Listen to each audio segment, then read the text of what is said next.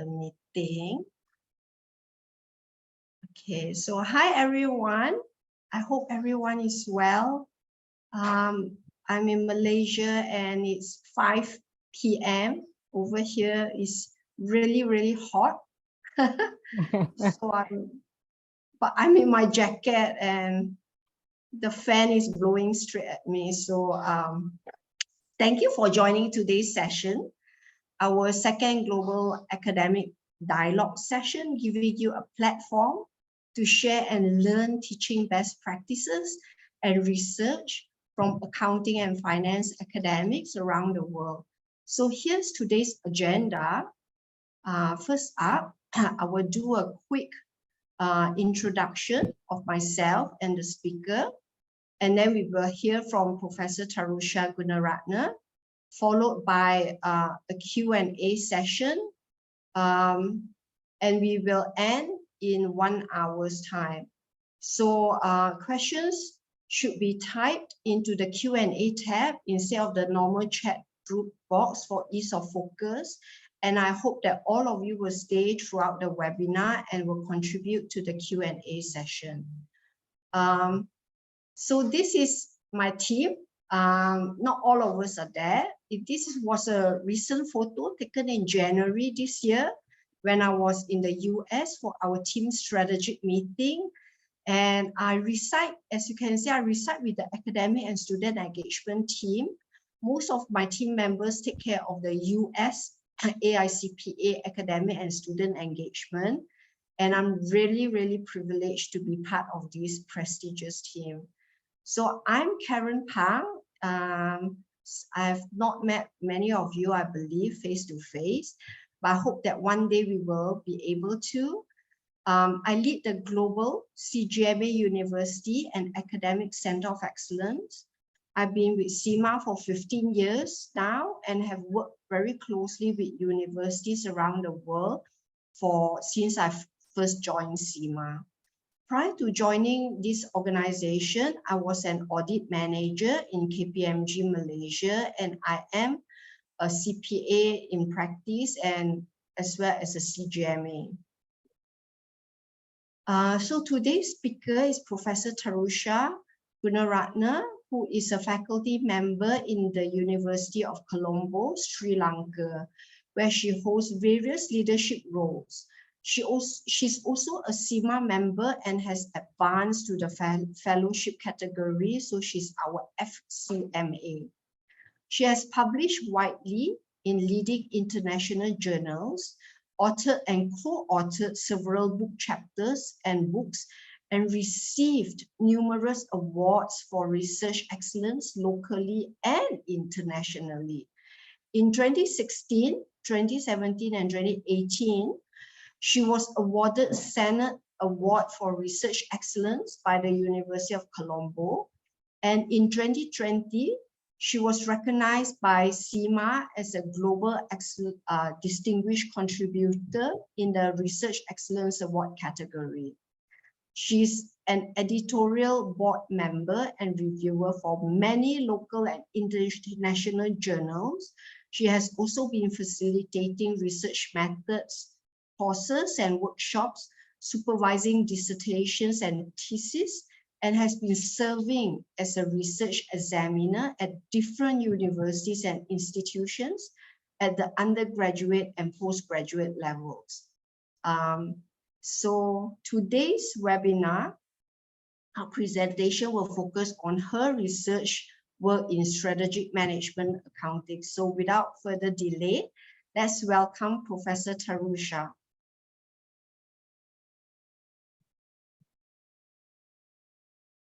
Professor, over to you. Okay, thank you very much.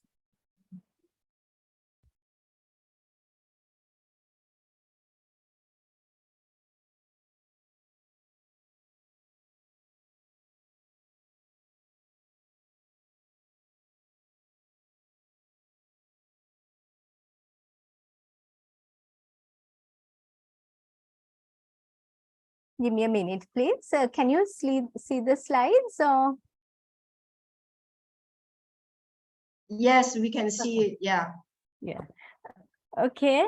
Thank you very much, Ms. Karen, for that very kind introduction and for organizing this webinar. Really appreciate it. And I'm pleased to be here today with you all virtually to share some thoughts drawing on my research. Being an academic attached to the Department of Accounting in the Faculty of Management and Finance, University of Colombo for over 2 decades, my teaching and research is in the area of management accounting, management control, and strategic management accounting.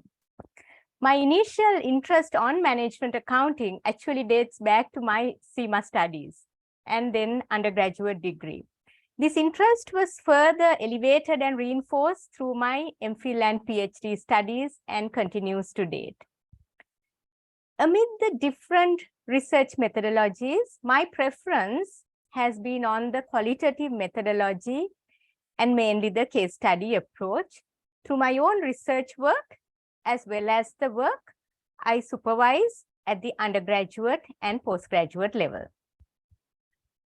Taking such a methodological orientation, I strive to obtain an in-depth understanding on the diversity of management accounting in real-life organizations in terms of what is going on by exploring the complex mismatch of interrelated influences which shape as well as reshape practices. So based on the nature of research that I do, it requires me and my students to get into the field and collect data through multiple methods, such as interviewing people, reviewing documents, and observing organizational practices. I always believe that management research should simultaneously deliver scholarly excellence by advancing knowledge, as well as have relevance beyond publications by contributing to the world of practice. So within this backdrop only, I have titled my presentation today as Theory and Practice of Strategic Management Accounting, Some Reflections. Okay, to move on, during today's presentation, I will first take you quickly through the journey of strategic management accounting and its key features. Thereafter, with the aid of examples derived from my publications, I will provide an understanding on common strategic management accounting tools, and very importantly, how such tools get translated to practice in real-life organizations. Culminating my research experiences over the years, I will share some key challenges that I have encountered and also some learnings derived. And I'll end the presentation with some takeaways for finance professionals in terms of realities of practicing strategic management accounting in different organizational contexts. So that's our outline for the presentation today.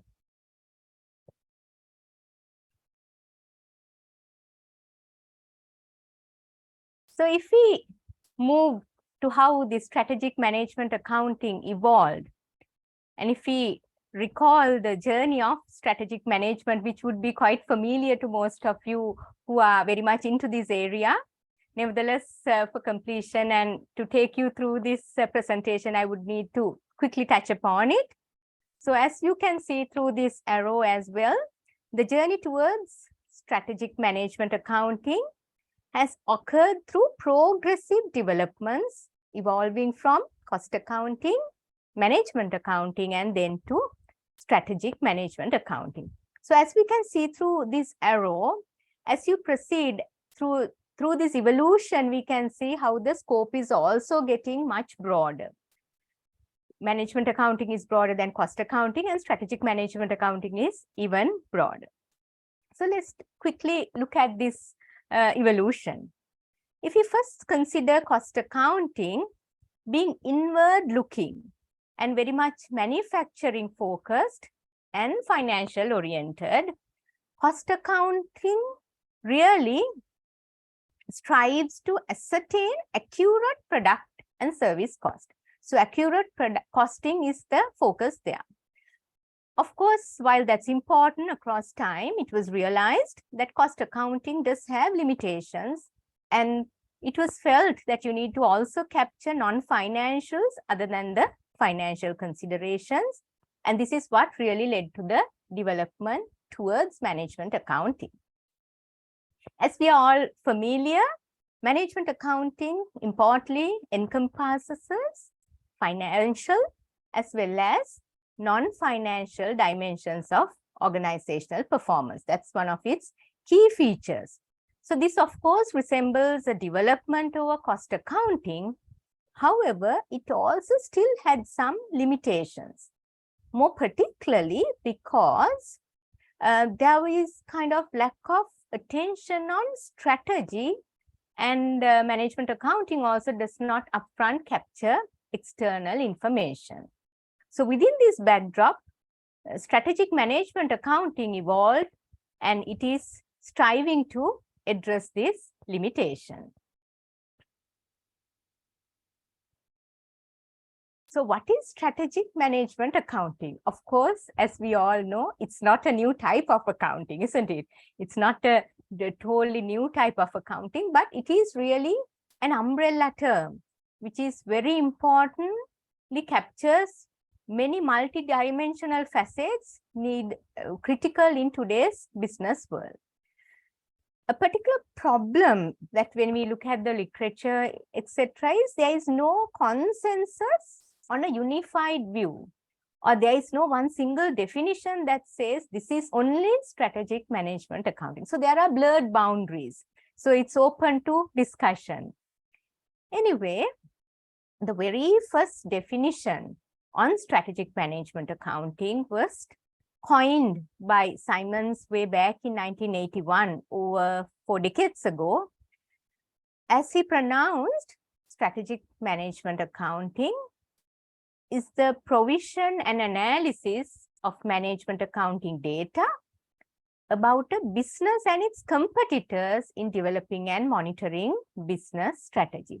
So you can see this very early definition upfront captures competitors, and it brings to the foreground that the external orientation of strategic management accounting. Of course, across time, there have been various insights put forward by people, various scholars, and one particular thought that's emerging from the literature is strategic management accounting is making management accounting more strategic.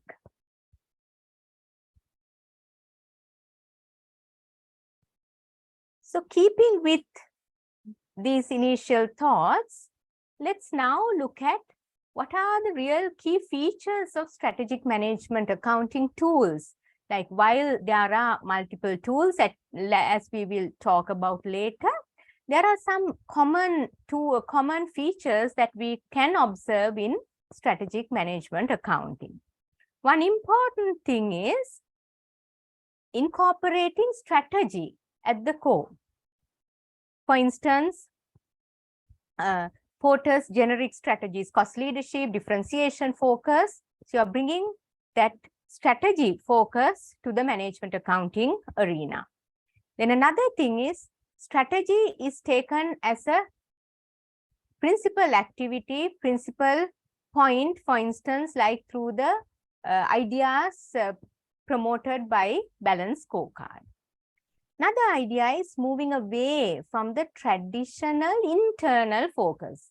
The criticism that management accounting has is that it is too internal oriented. So it's in that sense, strategic management accounting is a development over management accounting, as it strives to include external information. So when it comes to external, we can think of some very important critical parties like competitors, customers, suppliers, because no organization today can really ignore them. Also, strategic management accounting features the use of both financial and non-financial information for decision making. So it is in that sense much more holistic. while it acknowledges the importance of financials, it recognizes the need to capture non-financials relating to employees, organizational processes, customers, etc. And with all that, it is very futuristic. It is long-term oriented. So when we look at these features as a whole, we can see that strategic management accounting tools have a very holistic outlook. And in that sense, strategic management accounting tools lend accounting support to corporate management to formulate and implement business strategies in today's ever-changing business environment. So if you look at contemporary business environments, we see the accelerated competition, more informed customers, technological advances. So strategic management accounting actually encompasses all those dimensions. So in that sense, it's very much holistic. The individual tools, which really, because this, as we started off saying, it's an umbrella term. So the individual tools that fall within the banner of strategic management accounting could differ. And here are just some examples. This is not an all-inclusive list, but these are some common strategic management accounting tools. That includes activity-based costing, beyond budgeting, quality costing, target costing, value chain, customer profitability, competitor monitoring, benchmarking, balance scorecard, etc.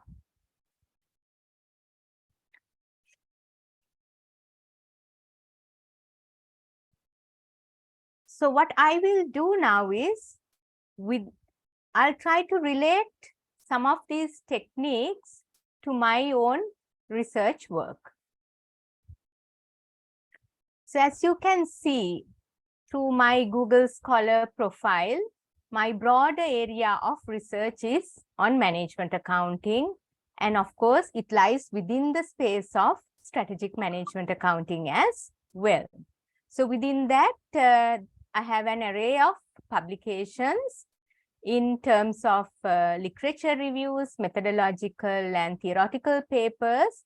And most of the papers are empirical nature, where real life data is collected from organizations. So these are some of the publications, but for the purpose of the presentation today, I will draw a few examples which are co-authored papers premised on strategic management accounting.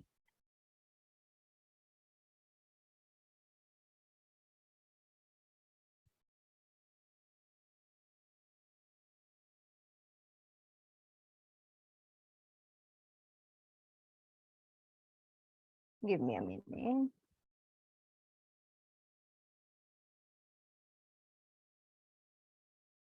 Give me a minute, please. What?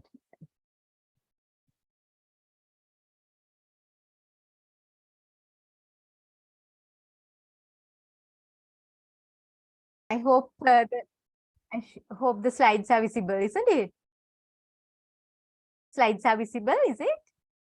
Yes. Okay, thank you very much. Yes. Yeah.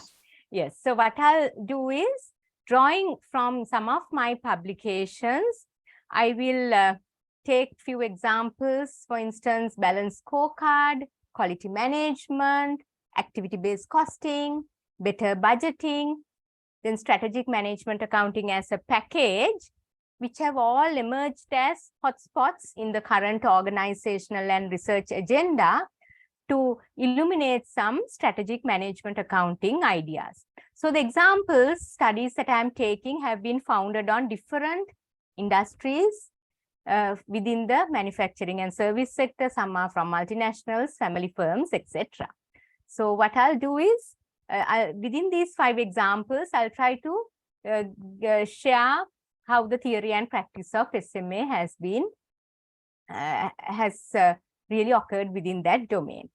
So first is this paper regarding the balance scorecard, interest lost, the rise and fall of the balance scorecard project in Sri Lanka. So this is a case study based on a medium-sized firm where the balance scorecard was implemented. So the rise of the balance scorecard in this company is linked to the foreign education of the current owner, the managing director, who has actually acquired the idea of balance scorecard while overseas, been overseas for his studies. He was really impressed with the technique and he was so keen to implement it. So once he was back in Sri Lanka and assumed the MD position in the company, he took steps to implement it. So he recruited a group finance director and also got the involvement of a consultant. So the stage was set for the balance scorecard to really take effect in the company. However, as time went by, there was declining interest on the part of the owner MD. He wanted to renovate the factory, maybe obtain ISO certification, and being the owner, of course, he was also governed by financial numbers. So with his low interest, other managers also over time lost interest on the balance scorecard. And there were conflicts occurring between the group finance director and the consultant left. And there were somewhat struggles between accounting and non-accounting managers, because the accounting managers tried to show their importance through the balance scorecard, while the non-accounting managers thought this was irrelevant to their work and was waste of time. So what did all this lead to? Of course, it led to the fall of the balance scorecard. But what's really important in this case study was the balance scorecard really rediscovered the financial perspective with better measurement and management. Why this happened was, now with the balance scorecard, the company became attuned to measuring and managing performance in a very formal, structured way. So that discipline helped them. Even when they stopped the balance scorecard, they still tried to measure and manage performance very systematically, although this was largely confined to the financial domain. So we can see how different outcomes may be achieved with these management tools in different organizational settings. Next, I'd like to talk about another paper, which is also a qualitative case study on a solid tire manufacturing firm. In this, data were collected mainly through interviews with managers, and that was supplemented by various review of documents on the quality management system as well as management accounting reports. And observations were done on the quality management process by visits to the head office and the plant, which was done by co-author, my students. Then through the study, what we tried to explore was the emergence and the continuation of the quality management system. So one reason for this emergence and the continuation was the rational choice reasons, which are very much linked to economic and efficiency considerations. So the company wanted to, being a manufacturing entity, they wanted to have their operational improvements, minimized cost of production. So those were efficiency reasons. Additionally, from an external front, there were external institutional reasons which also prompted this quality management system. The prominence the company gave to continue its ISO certification, then the customer pressures coming from outside, the competitive pressures and the need and for them to be par with global companies and to imitate them, all of them were also significant reasons for the emergence and continuation. Of further importance, in this organization, the management accounting systems were also changed after quality management was introduced. So they had particular, very clearly identified key performance indicators revolving around financial and non-financial, especially linked to quality, which they were measuring and managing. And they had various periodic reports founded on quality. So these were some changes that they instigated to the management accounting arena. So using a total quality management example, This paper provides learning points to practicing managers on how management accounting systems could be shaped when you really implement management tools, because quality management is a management tool. And with the implementation of the quality management system, there were accompanying changes that happened in the management accounting arena, because when quality became a priority, what needs to be measured and managed also had to be revisited and changed.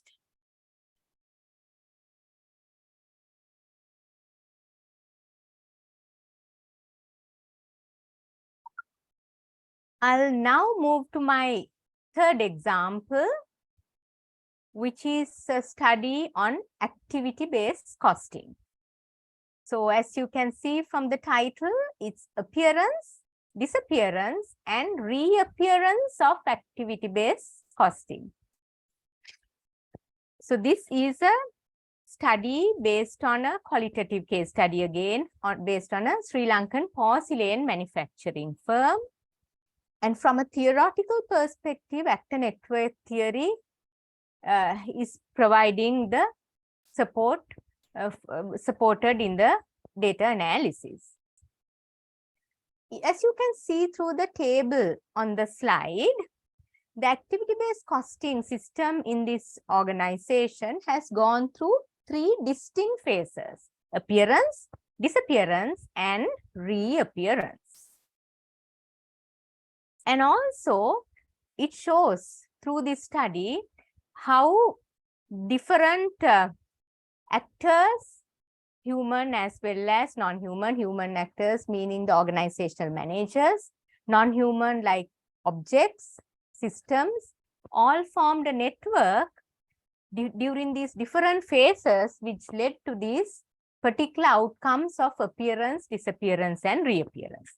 So if we look at firstly the appearance side of it, the initial motivation to implement activity-based costing in this organization stemmed from the keen influence of an actor, the CEO at that time.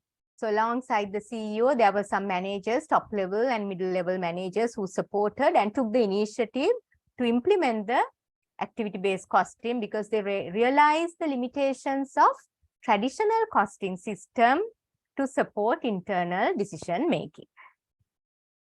However, what happened over time was the company experienced difficulty in continuing with the ABC system because for statutory reasons, they had to have the traditional costing system for certain statutory reporting purposes. And during this interim period, the CEO also left.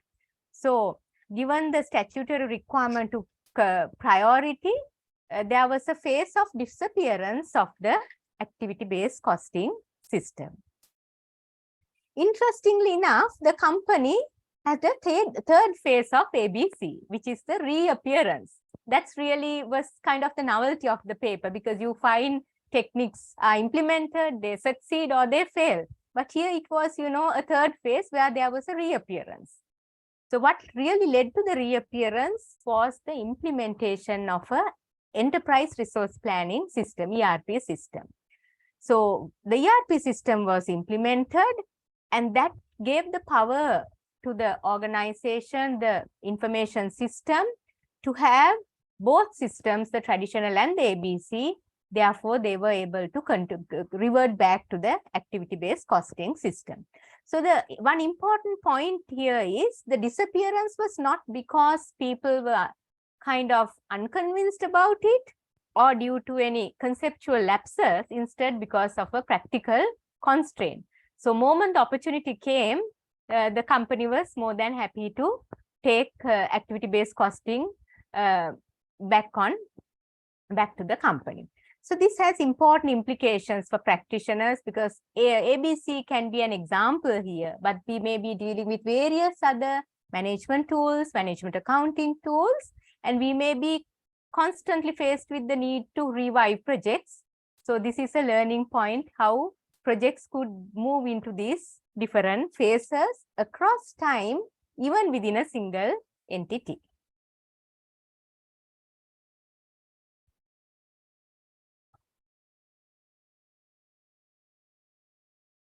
My next example comes from a very common management accounting technique for us, budgeting. Budgeting is so common, and of course, why, despite some of the limitations which are very much acknowledged, still for all in organizations, budgets prevail. You say it's past the sell-by date or it's unnecessary reveal. Various thoughts have been expressed, but if you look at the practice, it's still very much happening in organizations. So within this backdrop, this paper strives to explore, amid the limitations of traditional budgeting. We all acknowledge the limitations of traditional budgeting.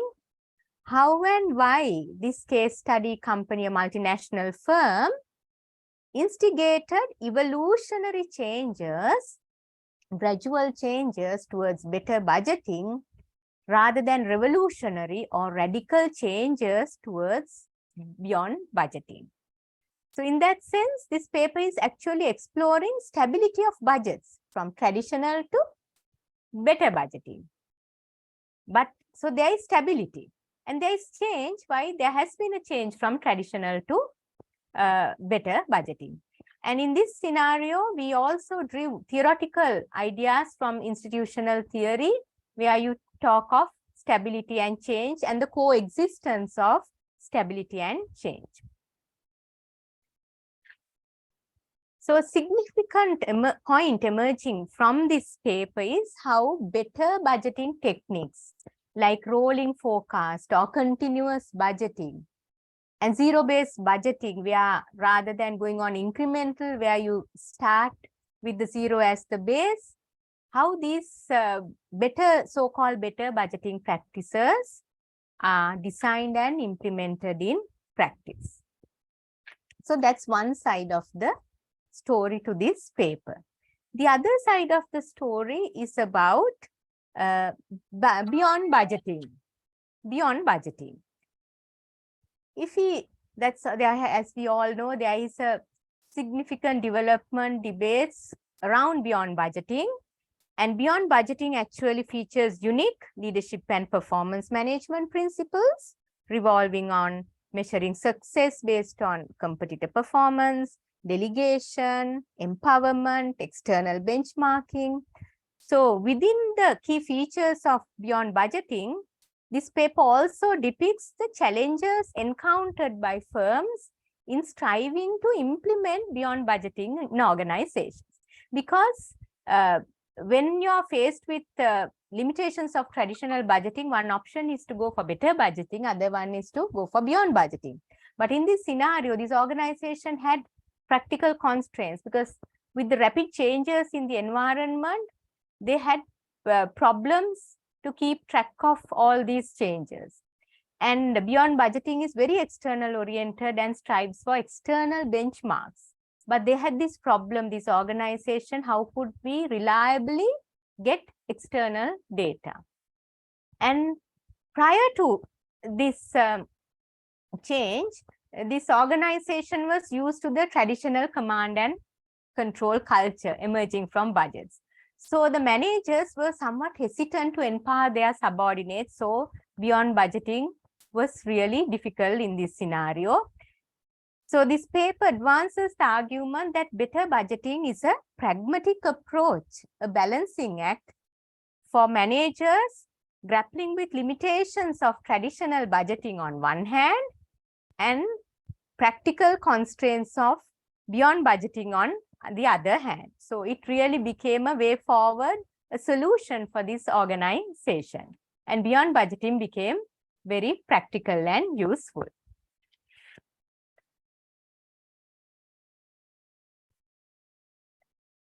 My the final example, I have taken 5 examples as studies.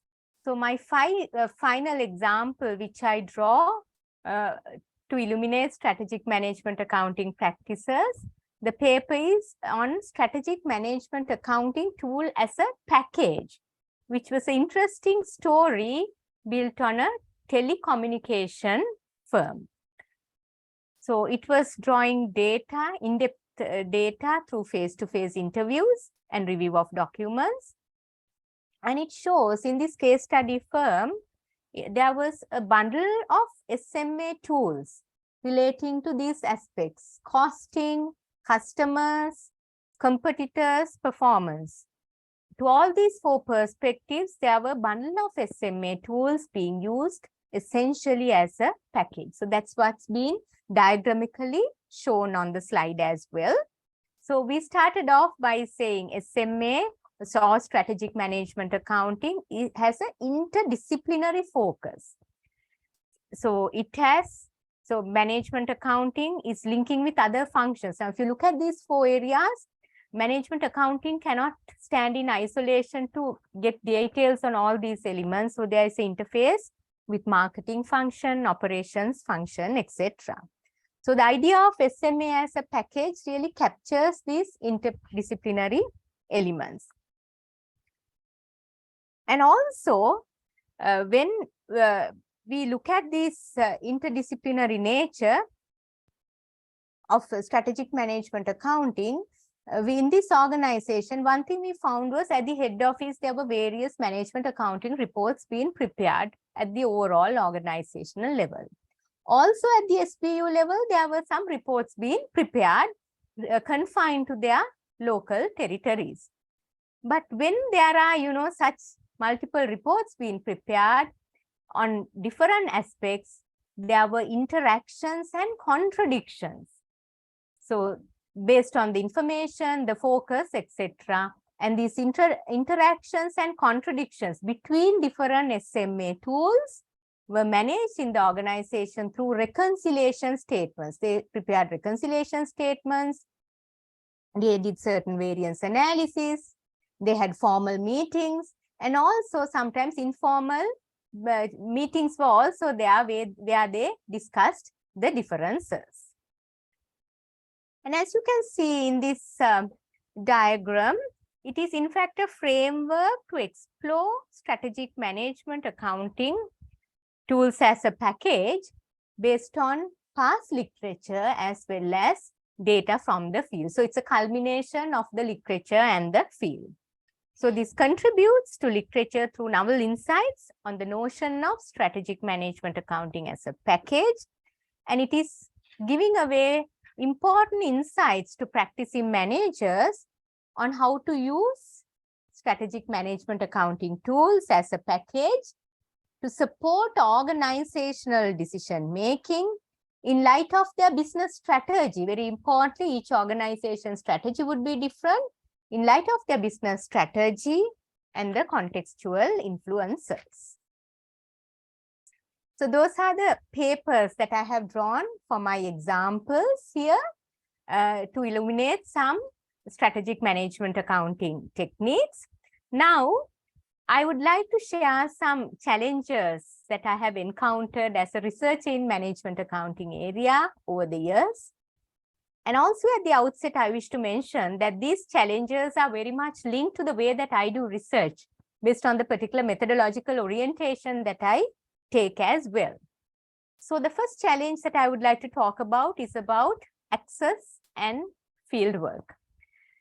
So given that I primarily have been doing research through qualitative research, taking the case study approach, there is a need to gain access to the research sites, which is often a very difficult task.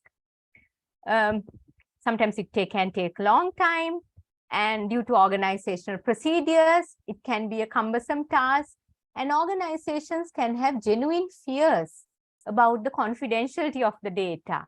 So with all these,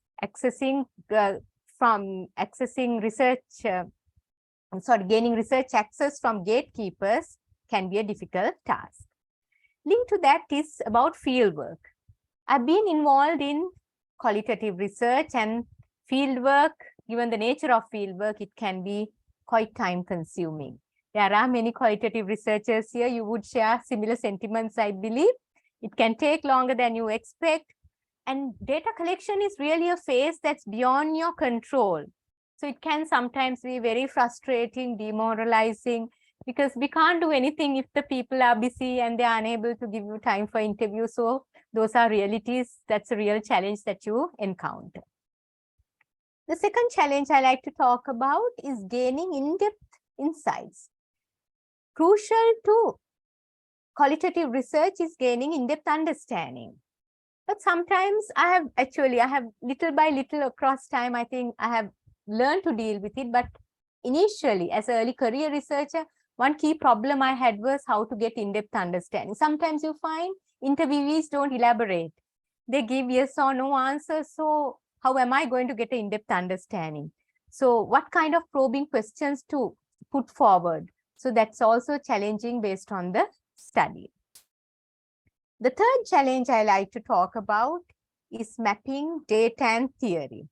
A recurring question that occurs in our mind, especially as qualitative research, is we know that we have to have a close link with data and theory, but how do we do that? There are various options. So in the interest of time, I will just elaborate, just focus on very few. One is, are we to start with a predetermined theory? That's one way to go. That would have certain positives in the sense that will give good focus to your data collection. So you would know where you're going. But of course, that carries the danger that you would be trying to force your findings to a predetermined theory, and you may miss out some surprises from the field. So the other way is to start without a predetermined theory. So you are picking what's emerging from the field. So you're going with a bare hand, but you can't go with a bare head. So you need to have the theory in your mind. So to what extent you are able to manage having some theoretical insights within you, but still go to the field without having a preconceived theoretical mind can be a challenge. So moving on, I like to talk about some important learnings from my research. In a way, this may help to deal with certain challenges as well. In a qualitative research, we feel we need to, on one side, have a doable, rigorous plan. So you have to have rigor. You have to strive for rigor on one side, and of course, there should be flexibility in the implementation of that plan so that you pick up on some interesting findings transpiring from the field. So that's important learning I have acquired over the years. Other one is data in qualitative research, data collection and analysis is highly interrelated. So you need to continually reflect on the data as fieldwork proceeds. With your first set of interviews, first set of data, you need to rethink, revisit, and go forward. So there may be a phase of continually going back and forth. Another point which I learned through my research, engaging in qualitative research, is research site is full of surprises, providing frustration and delight. Sometimes you find things that you never expected, which can be quite interesting. And sometimes on a negative note, things may not go as planned. So you need to have a plan B. You have to be prepared. Maybe one good point, what I like to communicate is to always keep some extra time, plan for more when you're on the field. So if you finish your data collection earlier, well, that's great, but make sure that it doesn't become too much of a stress. So those are some key learnings. And then I like to talk about some takeaways for finance professionals. 3 takeaways I would be talking about. The first one is about the challenges and opportunities for practicing strategic management accounting. So the first challenge I've talked here is about obtaining accurate and reliable external data. So very much instrumental to strategic management accounting is external data. Well, we need external data, but we have to also see, can we really get accurate and reliable data? So that becomes an ongoing challenge. Sorry. And traditionally, management accountants have been used to, rather than looking at data outside the firm or outside the conventional accounting, sometimes try to be on the comfort zone and stick to the familiar financial data. That becomes a challenge as well to practice strategic management accounting. Another challenge is strategic management accounting. The data needed can be in different functional areas, and organization members may be reluctant to share those data with each other. And that may pose a difficulty for strategic management accounting. Continuing from those challenges, of course, there are some opportunities, because in today's context, a lot of organizations work on integrated databases. So that's really an opportunity to practice strategic management accounting, because it reduces the routine information gathering and processing that's done by finance professionals. And also, very importantly, the data held in different areas can be accessed by people with particular level of authority. So that can really facilitate strategic management accounting.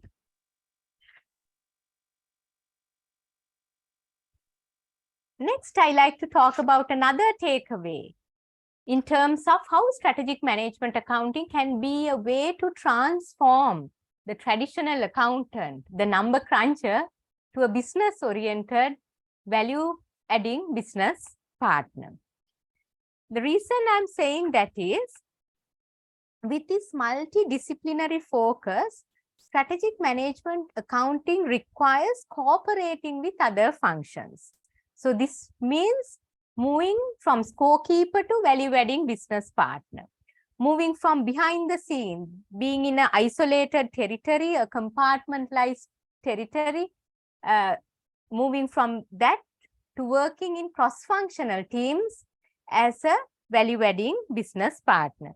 So doing so would help accounting professionals to understand operational realities behind accounting numbers and provide accounting inputs for managerial decision making.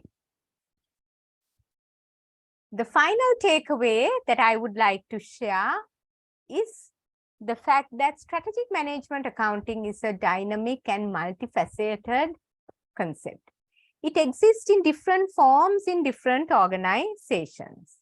Often, the ideas of strategic management accounting are practiced in organizations without special reference to a particular SMA technique. In your own organizations, in the organizations we collect data, people don't say strategic management accounting, but in essence, when you go really deep down and see what they are doing, they are really doing strategic management accounting. They may be using a combination of financial and non-financial information inspired by the balance scorecard. They may be integrating internal data, maybe quality, with external market-based data, maybe performing customer profitability analysis, competitive performance monitoring. They may be including a wide array of techniques, such as through the use of strategic management accounting as a package, what we told a little while ago, or narrowly focus on a particular priority like cost management, and being subject to wider contextual influences. These influences may be coming from broader level at the the country level, the pest factors, political, economical, social, technological, and also organization specific relating to the leadership, the organization culture, resource availabilities, etc.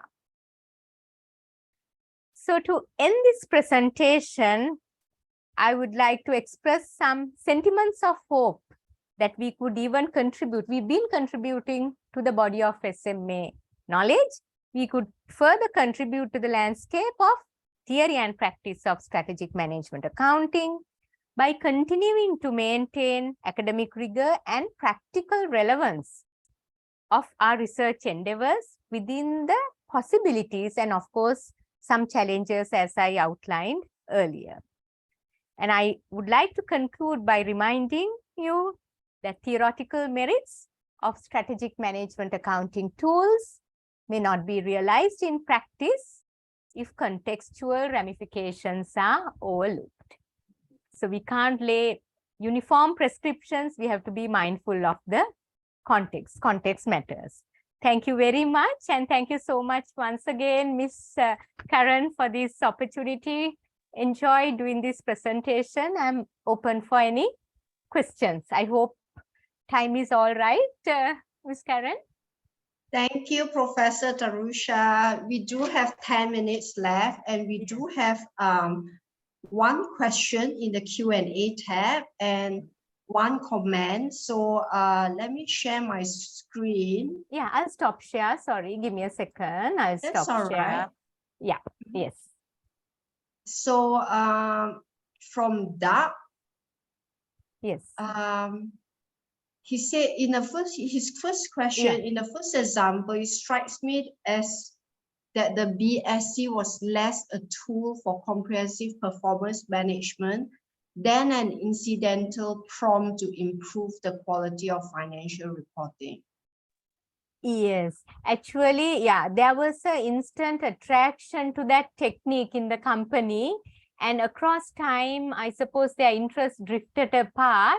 So they couldn't get, as you very correctly pointed out, it didn't become a comprehensive performance management tool.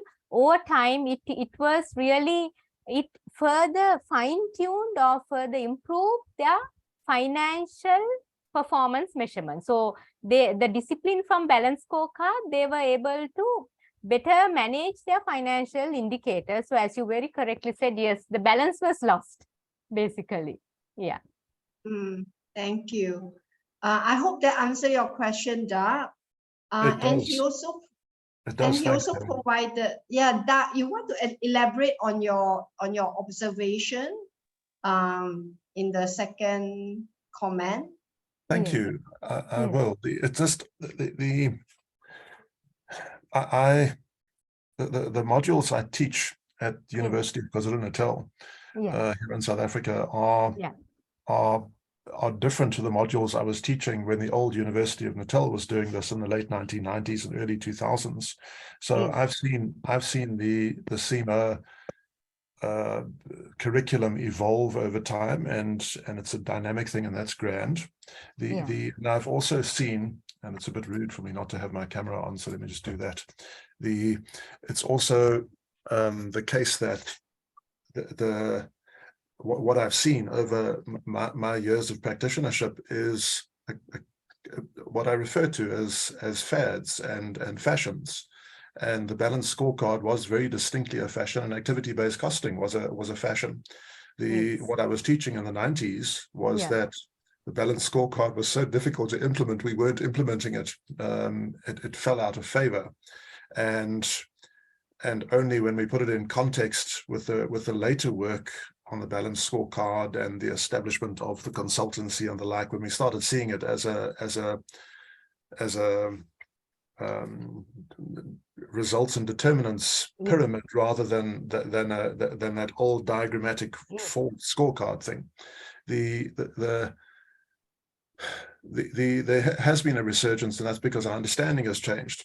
When I was teaching activity-based costing 20 years ago, or teaching about activity-based costing, the truth of it was that it was very, very difficult to comprehend. And I think that we need to get to basics before we start implementing fashion trends. So I have a relationship with a business now. It's a substantial one. It has international interests. It works in the industrial sector here in South Africa, and I don't want to give more away than that. But in a manufacturing enterprise, the activity-based costing relies on factor inputs. This enterprise that'll turn over comfortably in excess of a million rand a day has bills of materials which make no sense. And if you don't get something like a bill of materials right, if your BOM is incorrect, then the truth of it is you're not in any way going to be able to cost anything you're producing. So if you've not incorporated an accurate rendition of your freight costs, for example, then you could find yourself making a gross loss on a product. And I hate to have to observe over here that is in fact the case. So as I say, it was purely an observation, and I think there is a lot of faddishness. I think we need to get the basics right. So what we used to refer to 100 years ago as cost and works accounting is very distinctly the foundation over here. And if we can get what we were doing 100 years ago right, then the rest will follow. It's logical that it should. Thank you very, very much for your insights. Very nice to see what is effectively descriptive research informing what will be hypotheses going forward. So very nice, a good presentation. Thank you. Okay, thank you very much for your comments. Thanks, and I agree. I really love your presentation, Professor. You know, I felt like I learned so much from the first slide to the last. Thank you for sharing all your case studies. So I think it's my first time organizing such a webinar where we hear about real case studies, real companies using, you know, management accounting tools and techniques, right? And it's so nice to hear that that you don't actually know whether you're using the tool until you actually go in and drill down into, you know, the practice that you are doing, and then you recognize that, hey, it's an SMA tool that we are using. So I totally agree with that. So thank you very much for your sharing, and I hope that we can hear more from your research in the future. Sure. Yeah, please let us know when you are going to organize your next webinar to share your research, and I'll be more than happy to share with colleagues around the world. So thank you very much. Thank you. Any other questions? I don't think we have any other questions. From Nuan, there I are think some comments. Oh, Nuan, yes, there's few comments with me. Wow, that's a long question. Nuan, do you want to talk about that very quickly? Yeah, while you touched on this, it's beneficial to have more details on how MA tools used for operational. Yes. Yeah, that's important. Okay, I will send you the questions, and then maybe you can contact Nuan and discuss this question, because we have 1 minute left. So thank you everyone for joining today's webinar. We will be having another research webinar next week. Sorry, not next week. Next month on the April 20th, where we will hear from Professor Maria Shaigan, all the way from Ukraine. She's going to share with us about her research on accounting and sustainable development. So I look forward to seeing you all again. I will send out the invites. I've already sent out the invite. So if you haven't registered, please register for it. If you can't make it, still register, and I will send you the recording. But please do come for the webinar so that you can ask questions and, you know, hear from the real life speaker. So thanks everyone. Thanks, Professor, for your time, and good luck with your future research. Bye everyone. Bye. Thank you very much. Okay. Thank you. Bye. Bye. Thank you.